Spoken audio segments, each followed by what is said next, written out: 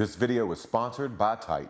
Hey guys, Maven here. Now, even though WWE is scripted, I still suffered my fair share of injuries from 2001 through 2005. And in this video, I'm going to be going over the injuries I sustained during my time in WWE, from least painful to most painful. And no, breaking my leg on SmackDown was not the most painful one.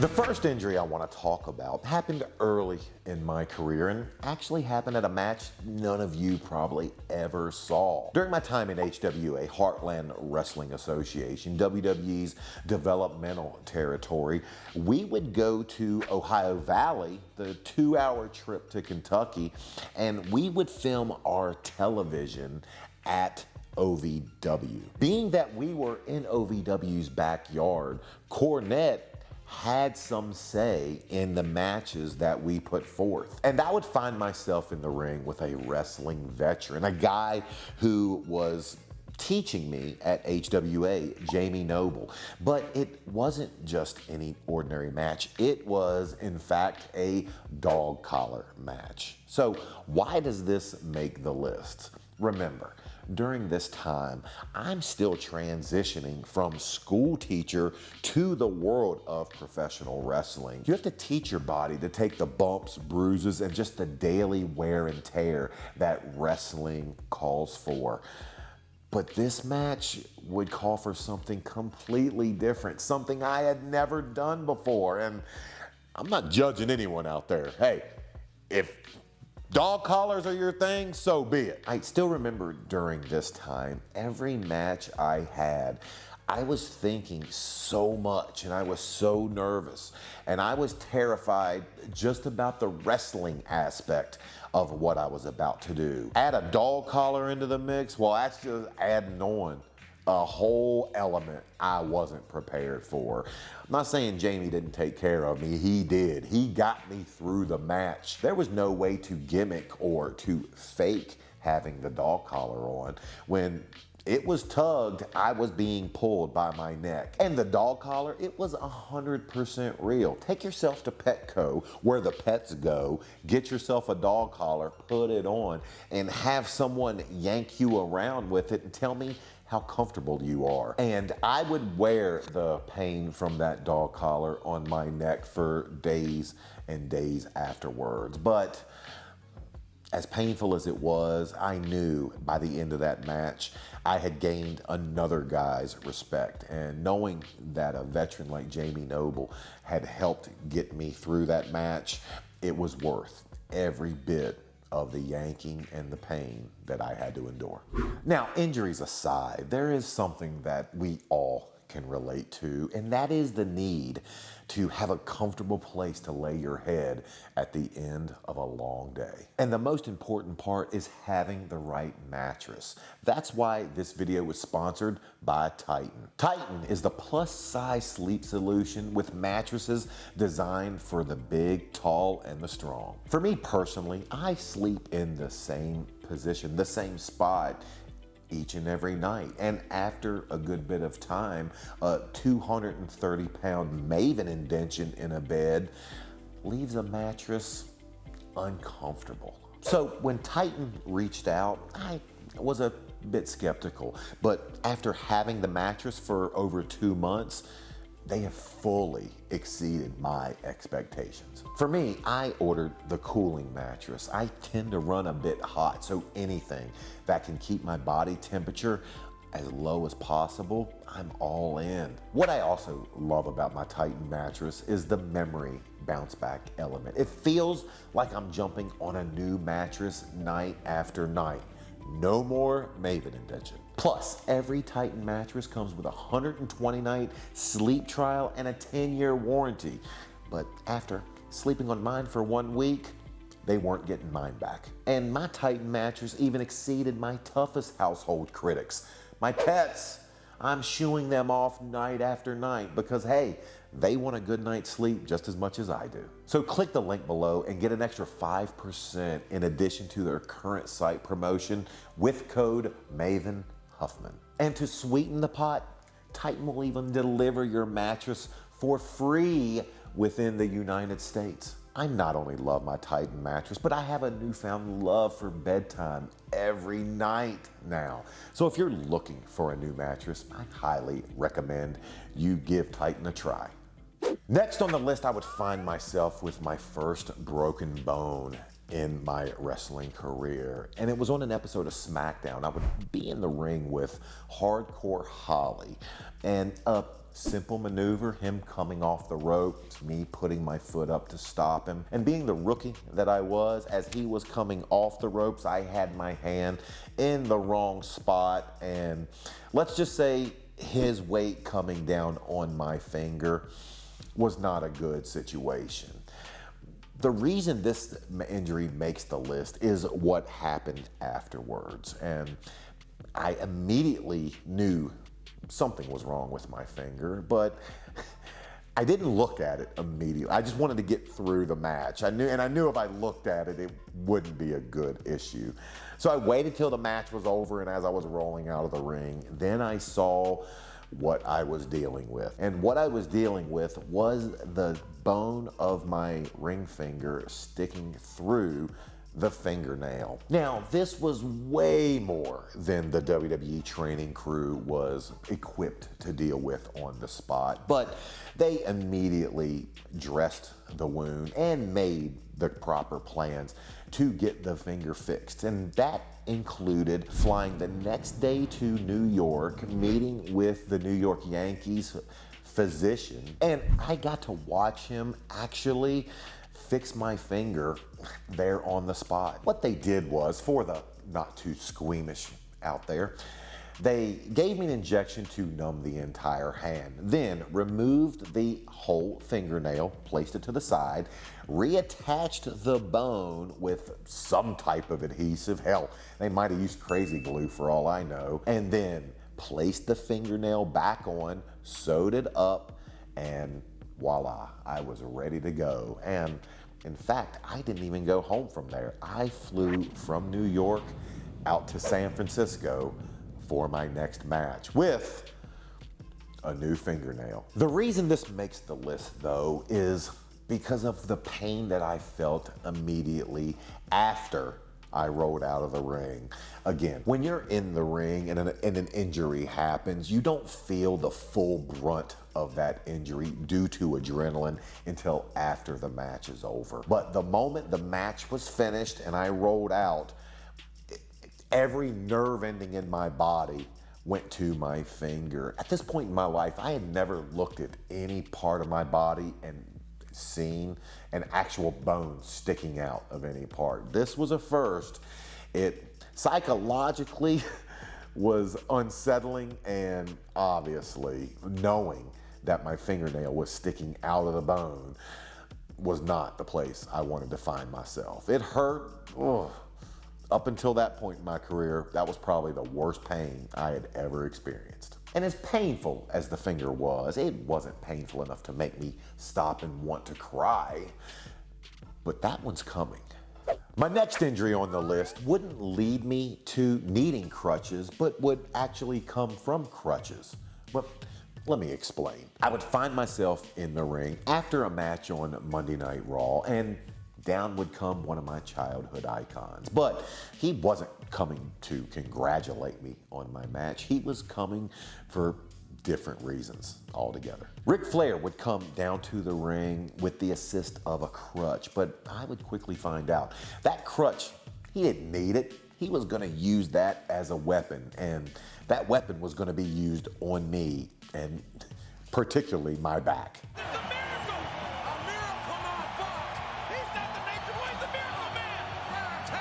Oh, if that looked painful to you, that's because it was. And if you think that the crutch was gimmicked, meaning not real, you're 100% wrong. That was a real metal crutch that Rick swung with a lot of his might against my back. And my back would carry that bruise for the better part of a week. Because if you're hitting someone with a crutch on live television, there's absolutely no way to fake it. Now, it did help a little bit knowing that before it happened, Rick told me I have to bring it. There's no way that I can not hit you as hard as I can. And I told him, bring it, I'll be ready. And I was, but I probably also wasn't at the same time. Now we're getting to the more serious injuries. And what do I mean by that? All the injuries I've discussed thus far, they left their mark. They hurt like the dickens, but none of them did extensive long-term damage. Well, all the injuries moving forward, I'm still feeling to this day in one way or another. For instance, my first WrestleMania 18, Toronto Skydome versus a legend, Goldust. We had a spot early on in the match where on the outside, I would take a Beal into the barricade. What I didn't know is how my body was going to fold once it hit that barricade, and would probably be the beginning of what would become a lifelong back injury. But Maven, aren't the barricades padded? Not enough. The padding is strictly there to keep you from a bone bruise, to keep you from actually maybe breaking something, but it's not gonna stop your momentum. And momentum is what leads to a back injury or a lower back injury, which could lead to eventual disc and vertebrae deterioration. I sit right now with 3 herniated discs, and I have to be led to believe it all started that fateful night in Toronto. As soon as my body hit that barricade, I knew it had bent in a way it just wasn't designed to bend.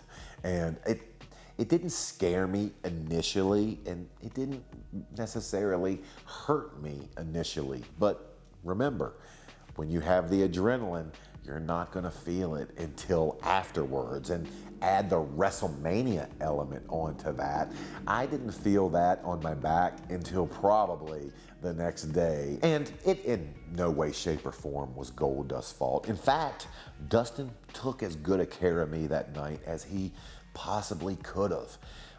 It's just the cost of doing business. If you want to be in this business, if you want to be a wrestler at the highest level, those are the bumps you're just gonna have to suck up and take.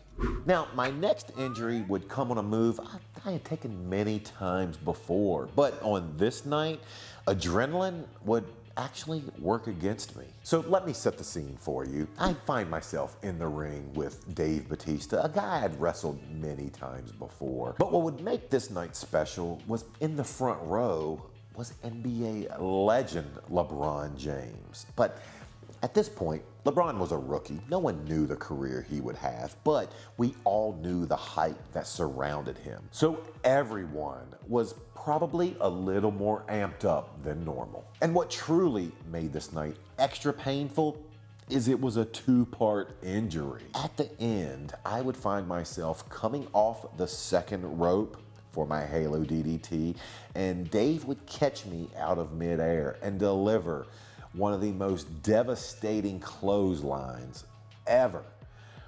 And he had to. As my momentum's bringing me off the ropes, the only way to take me from a vertical to a horizontal position is Dave having to hit me. He has to lay it in, and he has to lay it in super stiff. And it was super stiff. But that wasn't the end. The end would actually come with his next move, his patented Batista bomb. He drove me down a little harder than he normally would and rotated me a little more than he normally would.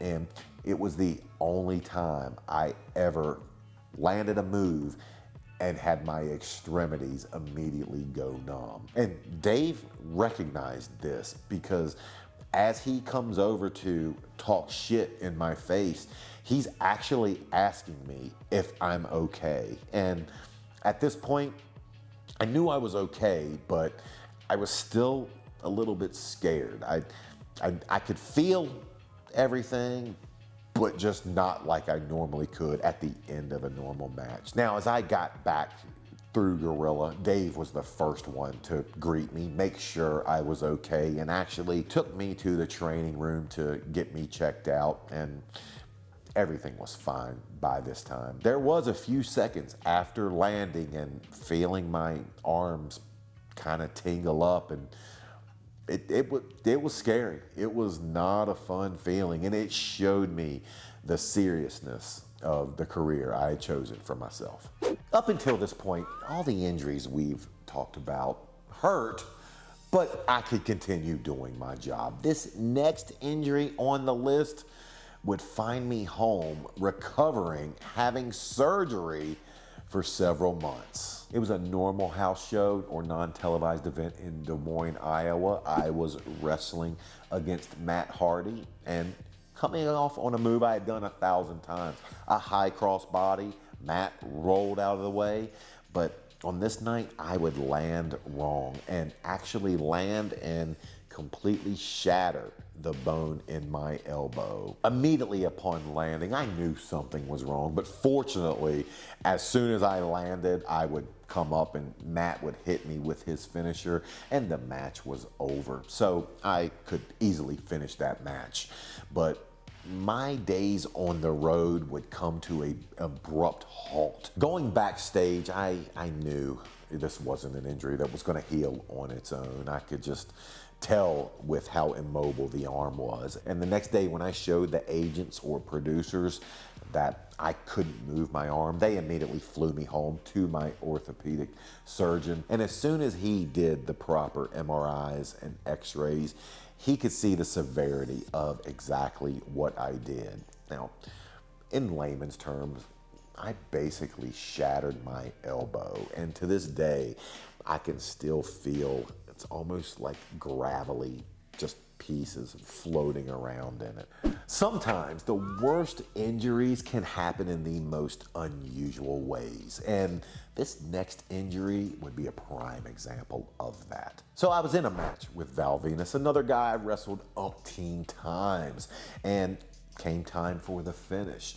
And Val was going to hit me with his finisher, the money shot, another move I had taken countless times before with no ill effect. But on this night, I wouldn't walk away injury-free. And it's probably not an injury that you're thinking of. As his body weight came down and landed on me, the bounce back of my head on the mat actually gave me my first recorded concussion. And I knew immediately that this was different than anything I had ever been through before. Everything went quiet and I had a fog in my brain. Imagine your body in that dream state right before you wake up, when your mind knows you're not 100% conscious. That's how I felt at that time.